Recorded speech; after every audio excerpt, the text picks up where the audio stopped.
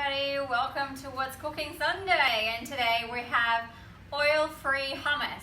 So one of the things that people come to me all the time and then ask me is about snacks. What can I have for snacks? I say that every week, right? So this time I'm actually giving you a dip that is quite healthy and you can just make it. It's so easy. I'm even ashamed to call this a recipe. But yeah, so here's what you will need today. You will need a can of chickpeas. So you can either choose to use a canned chickpeas or you can use the boiled. You can just boil them yourself.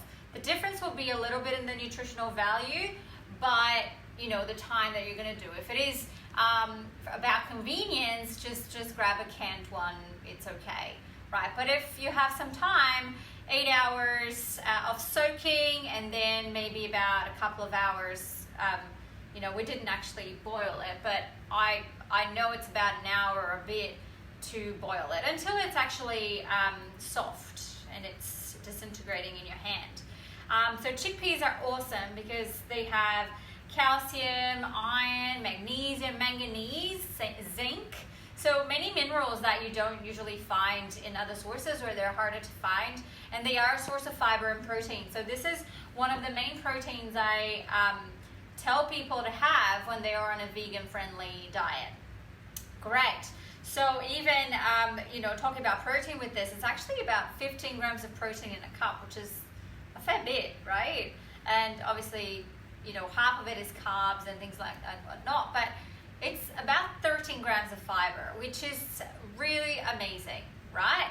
Great. So here's what you will need. You will need the can of chickpeas, or, you know, 250 grams of the boiled ones. Really depends because the can is 400, but actually 240 drained. You will need 1 to 2 cloves of garlic. This one is actually quite large, so I'm only using one. You will need the juice of a lemon. Okay, so lemon, not lime. You will need tahini. So we put 1 tablespoon of tahini, but you can also add maybe 1.5 tablespoons if you'd like, depending on how strong you want the tahini taste to be like. Not sure if you know what tahini is, but it's based off sesame seeds. So we actually are using hulled tahini, but you can use unhulled tahini as well. The difference is whether the husk of the sesame seed is removed, so whether it's hulled or unhulled. And again, there are nutritional benefits on having it unhulled on top of hulled, but that's what we have today. One thing you might find is that the unhulled tahini is a little bit bitter when you compare it to the hulled. But yeah, some people use it as a butter because, you know, like nut butters, this is actually a seed butter. So yeah. And one thing, it's our secret ingredient. It's a 1/4 cup of aquafaba. Aqua what? Yes, aquafaba. So aquafaba, what that means basically is, faba means beans and aqua water. So it's the water from the beans. So when you're using a canned chickpeas, the water that is in the can, you use that. That's called aquafaba. Oh, yes. My God, I bet you didn't know that. A lot of vegans use it as well as a substitute for egg white. This is actually only discovered by a chef around 2014 or so, that you could actually make meringues and peaks and things like that with it. Obviously, we don't want to do that, but that is something you can do. If you're not using canned chickpeas, it's the water from when you boiled the chickpeas. So that water is also the aquafaba. Awesome. So there you go. So what we will do, we'll start with a 1/4 cup of aquafaba. I'll put that in. And I will whisk it a bit. So again, like I said, you guys know I love using my blender. So to me, the easiest is for me to just go and you know, wash the blender and everything like that. So just very easy. You can also use like a processor or a blender like this, but hey, I prefer to use this one. All right, so let's just get it a little bit foamy. Again, it works for me.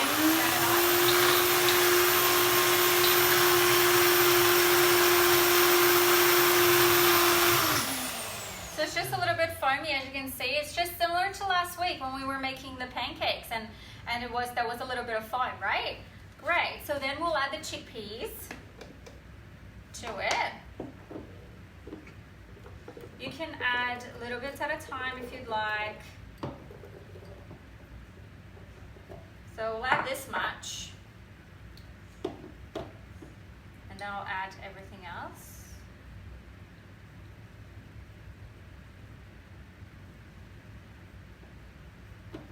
That's the tahini, the lemon juice, and the garlic. Great. So we'll add that in. So again, I've only added half of the chickpeas just so that we can get like a good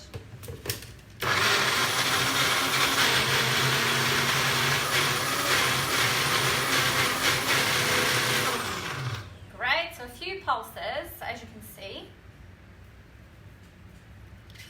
You can add a little bit more aquafaba if you'd like, but you can see already, look at the paste. So we'll add a little bit more of chickpeas. We'll actually add all of it. Whoops. One's alive. And a little bit of salt. Just a little bit, just a pinch. And you know I use pink salt, so it's got a lot more minerals. Let's give it a few pulses, shall we? All right, so might need to get it moving a bit.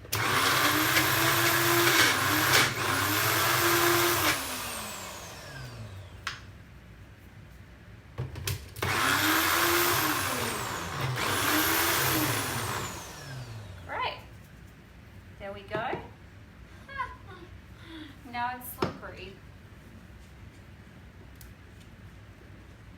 There we go. Oh my goodness. This looks amazing. That looks incredible, guys. Look at that. So that is an easy peasy recipe for hummus, which you can easily use to entertain. So I'll just add it here. So while I'm putting this in the ramekin, I wanted to also say that you can add your own flavors to it. It's entirely up to you. Okay?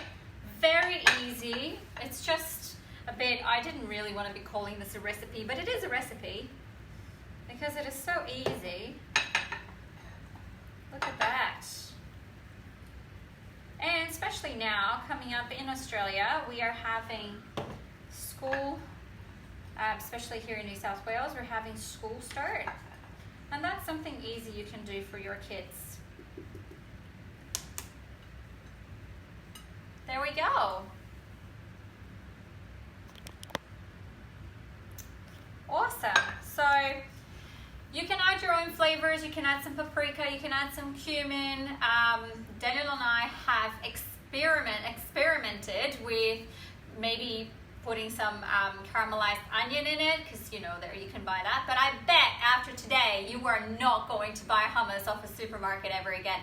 How easy was this? Awesome, guys. So thank you so much for coming, and it was a pleasure having you again.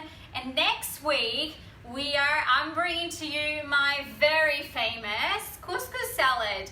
Yes, everybody comes and everybody loves when we make our couscous salad. There are two things that we're really known for, which is our mango salad and our couscous salad. Since I've already given you the mango recipe, I will show you the couscous salad. This is Caroline Power. I'm the Health Strategist, and I'm looking forward to seeing you around the 7-day sugar-free challenge or next week. Bye for now.